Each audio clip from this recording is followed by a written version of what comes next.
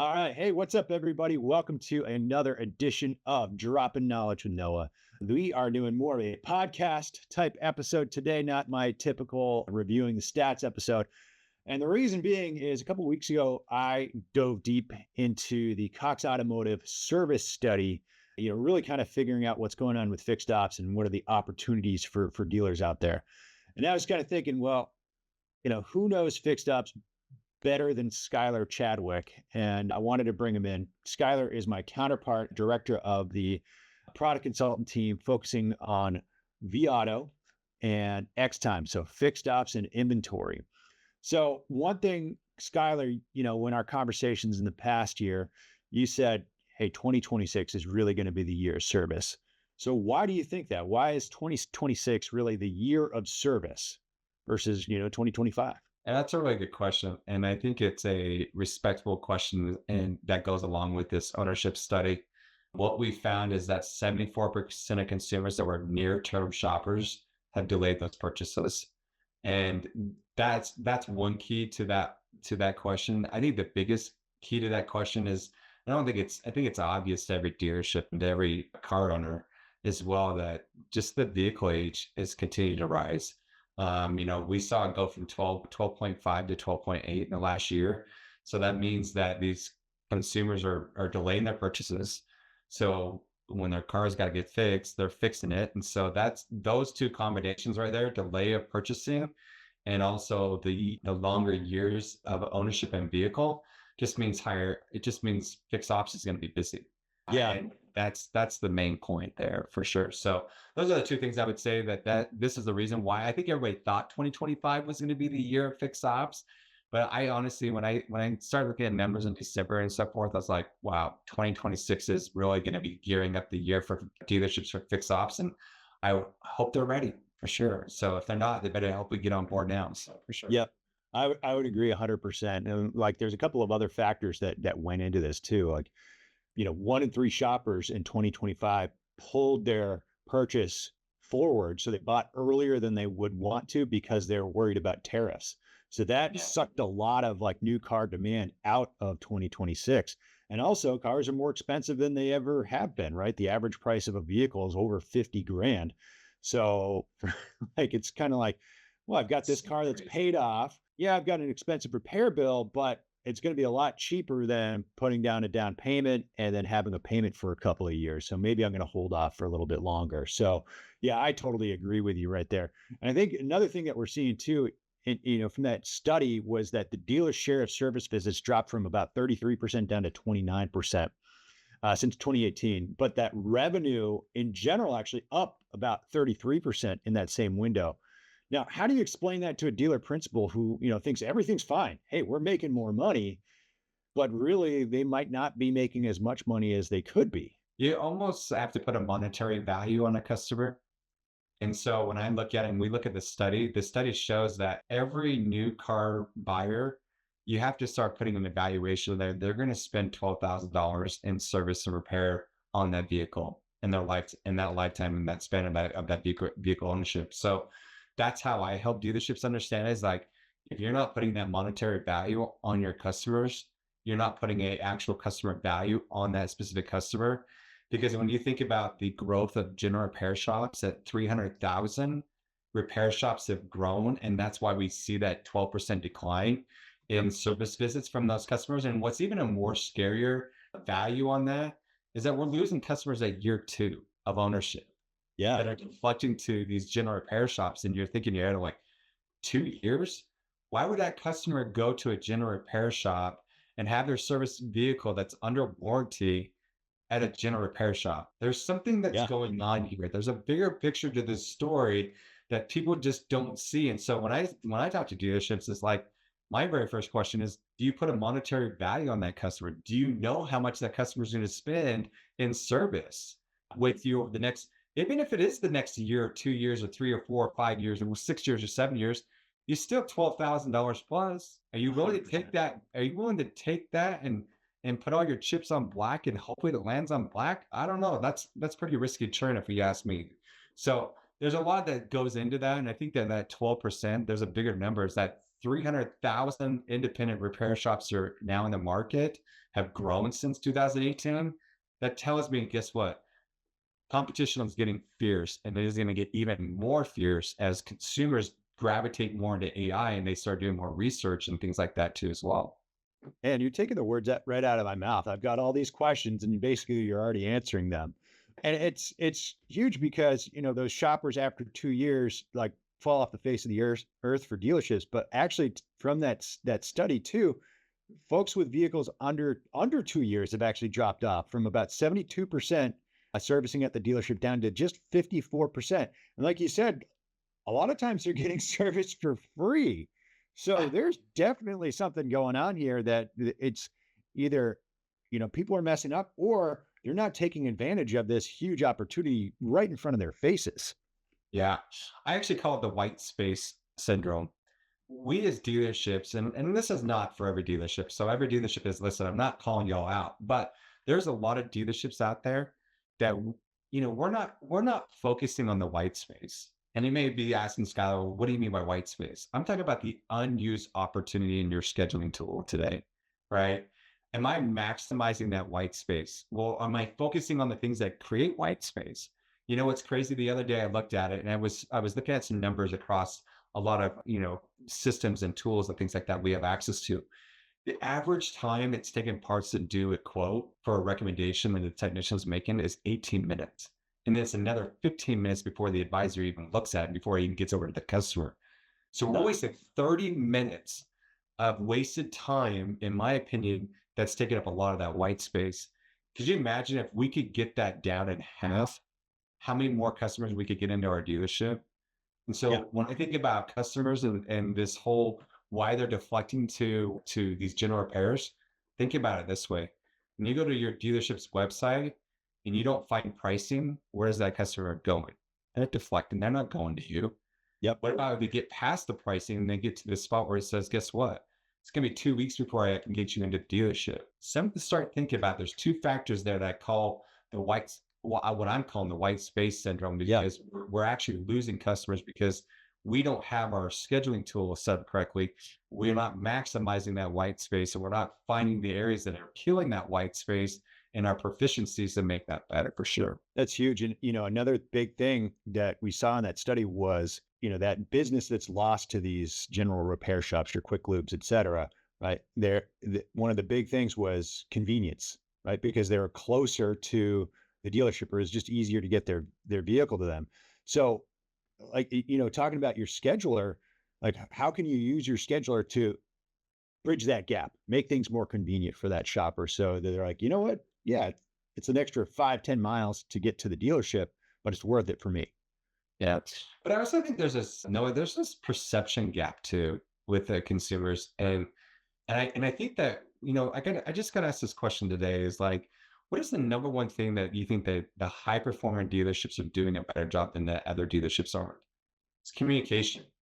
And when I talk about perception and gap, did you know that in this study that general repair shops are the average repair dollar on each RO is $272, where the OEM dealerships is $261? What does that Yep. tell you? It tells you that you have done all the work. You're just not leveraging that capacity ability to communicate. We're cheaper than the general repair. Well, then find ways to open up that white space to take care of that, Yeah. knock the perception and gaps in the communication down, because that's the problem is we're not effectively communicating with our customers. And we're seeing it. And that's why they're going to those independent shops. Because guess what? Those independent shops and those general repairs are doing a much better job in communication. I was just in one the other day, just to be honest with you, because a good friend of mine owned one's a tire shop, and he does tires and also does mechanical work. And he was showing me for $300, he's got a software, and I'm not going to call it by name, but he's got a software. He does all of his scheduling and all of his marketing.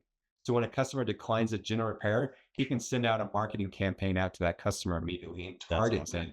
And I'm just like, $300, you know what I mean? So I was just blown away. And he's like, yeah, I'm Yeah. doing all these things. Guess what? These general repair shops are catching up to us folks. We've got to do a better Yep. job at and being smarter for sure. So 100%. There was that stat a couple of years ago that I always like to bring up. It's, fixed ops brings in about 50% of your revenue, but on average, dealers spend about 5% of their marketing budget on fixed ops. It's like, wait a second, guys, bump that up to 10%.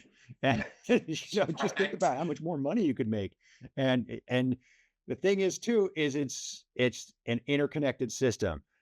And Sales is the pipeline to service. Service is your pipeline to sales. And you just have to have the two of them speak to each other. Now, one thing that I found really interested in is that 51% of customers said that they are interested in pick and delivery or even, at home services. And 61% of those people said that they would pay extra for it, right? So they're willing to pay extra for that convenience.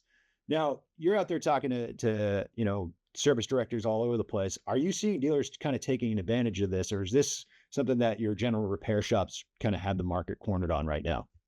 I think it's a geographical thing that we're fighting. And what's going to really kind of push us over the edge actually is getting the OEMs to get behind those programs when it comes to mobile servicing. And we're starting to see that. We're starting to see some OEMs like, yes, we can do this. We can start managing. And that kind of goes back to my white space kind of conversation is like, Yep. you look at some dealerships in Florida who do a great job at mobile servicing. Think about how much white space they've created for their main shop and their actual dealership, and they can just focus on an oil change and the maintenance things outside of the shop that's not taking up that space. And so a lot of dealerships that, it's a geographical thing, a lot of weather, things like that playing a role in it, right? We want to offer that service year round, 24/7, right? And so in some areas that's very difficult. So we're going to start to see those geographical areas come to play where those dealerships can do that on a yearly basis. And so I'm excited about that because that's just going to open those dealerships their white space and really take advantage of that area for sure. I love it. Okay, so we were talking about, sales being the pipeline into service, service being the pipeline into sales. And a couple of stats that I saw here, 33% of service customers said that they'd be very interested in getting a trade-in offer during their visit, but only 14% of them ever got one. And I know you love this one, is the repair cost threshold where people start thinking about trading it in is about $3,200. So tell me how a dealership can take advantage of that statistic, right? There's not enough people are getting these trade-in valuations. And if the repair bill's high enough, they're thinking, you know what, maybe it's time to get that new vehicle. If there's anything that's said about here today, and we've talked a lot about some cool things already, this is what the focus should be on. It's amazing to me that 33% of consumers want an appraised value on their car. And I think that number is going to grow as vehicle ages get even deeper because what's my car value next month and then the next month after that? Because now you think about if I get a service repair bill that's $3,000 or more, that customer is now thinking about trading that car in. But guess what? Only 13% of the dealerships are providing a valuation on their car when they bring the car in for service. And your customers are sitting there screaming at you, telling you, do it, right? Yeah. And I think and this goes back to how we do service to sales. I actually think that we have the tools here at Cox Automotive. We're simplifying that process and we're making it easier for the dealerships. But I think the sales and service have got to work more hand in hand. And they're going to have to probably work a little bit harder and I'm not talking about working harder on the customer. I'm talking about working harder and getting those extra clicks on the mouse to find out the data detail, right? Well, Yep. if I'm looking at my service list of customers that are coming in, either in KBB or in vAuto, which is some of our amazing solutions we have here at Cox Automotive. But if you look at that, those are buying signals. Those tools can tell you if the customer's been on Auto Trader or Kelly Blue Book looking for a service car. And it's crazy to me is that you're sitting at service customers, which is the best auction lane happening in your dealership today, with Yep. no fees, by the way, just so you know, no fees. Yeah. And you're just letting those customers come in and exit out your dealership. And who knows if you'll see them for the next 12 months because of the service intervals growing. And that's the problem is like, we've got to look at our customers a little bit different than we have in the past. And those customers, I hate to tell you, are going to be much smarter when you go into those conversations with them on the value of their car. So what we got to do is we got to make sure it's automated, and we're working on some of those things to make it automated for dealerships. But I have a tendency, and I have this big feeling that 33% number is going to grow tremendously over next year. And I'm very interested to see what it does next year for sure. I love it. And this just got me thinking about some, dealership ops ideas. So if you think about, you're on the sales side of thing, you're always trying to work that appointment, right? You're always trying to get that customer to come into the dealership. Well, if they're coming in for service, that job is done. They're coming in. So if you can deliver some value to that customer, like, hey, here's your trade-in value.